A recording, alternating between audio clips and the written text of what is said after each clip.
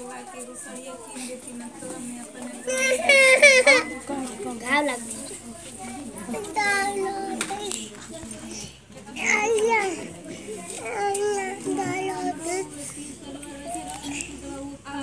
पैसा रुपया खातिर मांगे कि इतना बोला कला भी नहीं तो सहे के पड़ी भाभी दे बोनी पैसा दे दीजिए सब चले के बड़ी बोली के टाइम से रही कि ना का कहे बात इतना मरद निमन रहता ना तो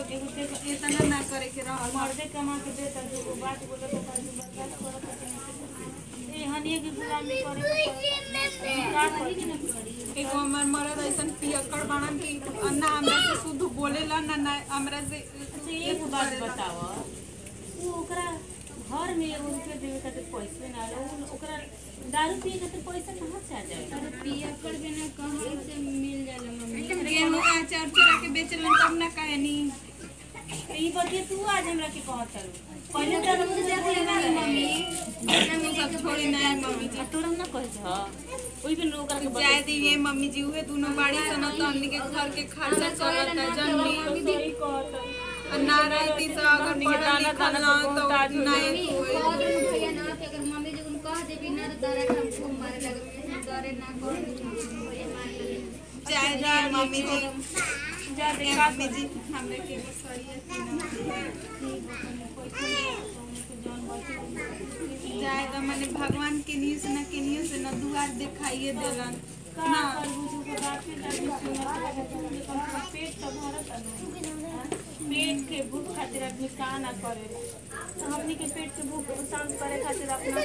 घर के पतोहिए के लोग बात सब टेंशन का कहते हैं अरे बात हां जो सभा लगले बहुजा ना एही से कहतन के मछिया काहे लागत से ढीनी ढीनी ना तनी को वही समाज के आदमी जुटा को नहीं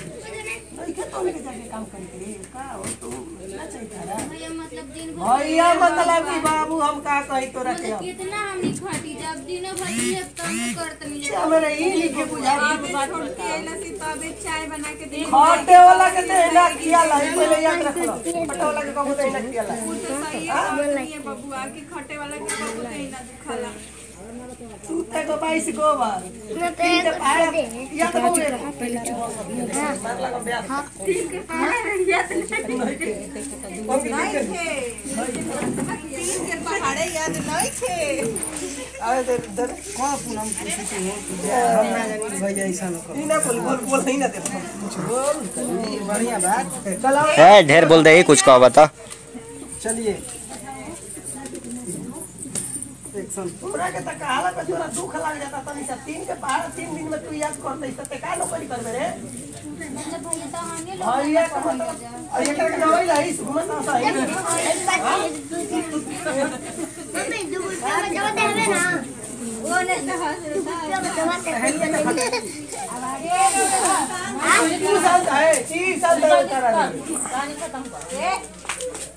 लास्ट नमस्कार प्रणाम भगवान ना ना अभी निकालो निकालो सबके जले सबके निकल पाई जले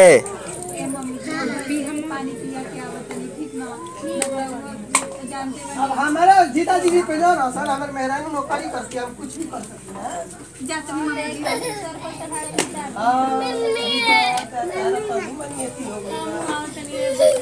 जो किसे हुआ पंचायत चौकी करेंगे कोई नहीं करेंगे ये पानी का तो राज्यसभा विधानसभा दोनों लगा देते हैं बुझाता नहीं क्या हमारा इन्हीं की संस्कृति में होला के मेरा नौकरी करती है करो की इज्जत कर कुछ पहले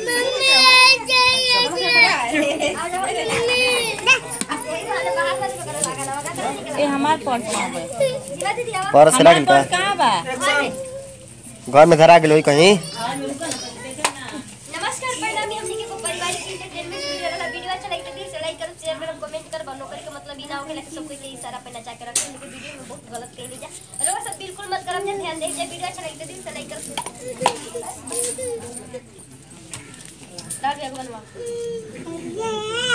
लास्ट वीडियो बनवाओ 10 गो वीडियो कर दी जा पैसा न दिया त ले यहाँ के तू थोड़ी देर आता ना बनवाओ हां यही वाला लो अरे मैं वीडियो बना तू बनवा ताको मत न तया के करा में ले ले। चलो ए अंजू अंजू ए अंजू आओ आओ हर जा बार दे दर्शक लोग काम देखत हई। बढ़िया से शॉर्ट मूवी टाइप के जोन कहत रहा ना ओकरा में टाइम देवे के पड़ी गेटअप रहे के चाहिए यही तरह ना हो पाई। चला बेटी आओ तड़े पे और ऊपर से लेके आ सब कोई के भेंट का करी ससुराल समिति आवनी से तोरो में से नहीं। अच्छा रोई हां खूब रही एक गिलास पानी पियाओ जा मम्मी के हो पतो है तना पैसा मांग लेला कौन से त हट जा ऐसे मत दीदी अब हम बेटी आओ के खाई करो। एगो खाली लास्ट ले वहीं के बा का लेवे के बा बोला हमरा हम बोल दे तनी 2 रुपया 2 रुपया के म्यूजिक के बनैले रहे 2 रुपया के आदमी अलग तला जा रुपया को हम वीडियो बना ली। चलो बनाओ जल्दी बजा सार का स्टार्ट निकल बता निकल जा रहा है तो हां ठीक है तब अब एगो बन जेते निकलियो काजी एगो टेकवा इन कर लेला जा शुरू में एगो टेकवा लेला जा शुरू में। इतने दूर में 4 बजता हमरा के 9 बजे स्टेशन छोड़ दो। रुक जाओ ये चल जाओ देखो ये क्या बुला गए दिना कपड़ा पहना वहीं चली आया के बजल कपड़ा हां कौन है ए हम बहन भैया एक्शन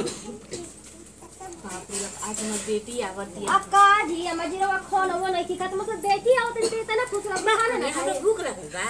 भुजिया के देख ले और सब भूख शांत हो जेती। आई ये ओकरा के हम जा सही ना हम जब जात रही न पहले तो हम माई सही हमर खुश होता बताओ है बिया खुशी हो बिया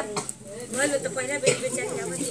तू ससुराल के बताई हाल समाचार बुझा तो नु 2 महीना देखले माने 2 महीना ओकरा बिया के बोले 2 महीना ससुराल में रहले 2 महीना बुझा तो कि 2 बरिस ओकरा के देखले हो तो गए जाय दी कि परीक्षावा पास पर गई तो आइयो गई न तो हम नहीं रहतो तो जी ससुराल के ई बात के बड़ा माने ल समझ हां हां ई बात बा कि मर्दो हाथ पर लेके रखल मर्दो हाथ पे ले ले रहला सासो हाथ पे ले ले कहे ले का जान तेरे माई एक जा और कमी हमरा तनको ना महसूस होला आ घर परिवार में उतही रहे के चाहिए का का कि हमर सास तो हमरा के एकदम उठी सूती खाए के में चूल्ही में जाए ओकरा से पहले कहूं कनी है ना कुछ बरी से लिया के मुंह में खिया जाय दी हम जी जाना तनी जब रहुआ हमनी क्या करना करते ना यही के पूछी जी के साथ करे वाली जा हां ये बात की बच्चे के हमर निमन घर सुधार मिलल